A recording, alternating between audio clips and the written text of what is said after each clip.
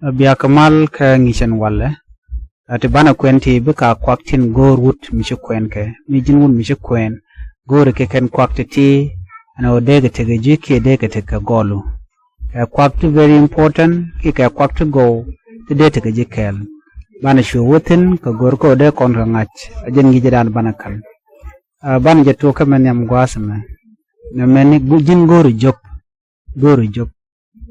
Jin gori pur. Gori pur. Ano. Wasame. Gori nobimen. Gori jok. Gori pur. Gori yama. Yama gori. Gori tori. Tori gori. Gori sharshar. Sharshar gori jenobritin. Gori akape. Gori ngom. Ngom gori rechindu. Gori kade. Kade kie kade mimitka. Gori kakandangro. Gori ko shidu chade lo lim gwada dien.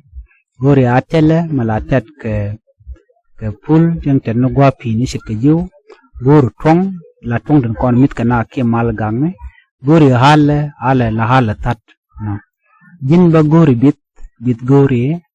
Gori mut gori ja. Gori boy ya ala boy mandala reja dep ke ja. Gori lop maj no. Lop maj gori ja. Jin bane te kamu gori dien gori chambak. Chambak gori. Ngene dien dong di gor gwa da la tit. Tidame ke debrech. No. Gori ke reaching gumadan titing. Ti go ke jilong ko diri ko gor, diri go diri ka ngach. Mitere ko kene ngeji gor ka pingwasa mo beka jek baka le nyokoma kwa ka ad bane. Yo pero jino jin bi subscribe gwasa me.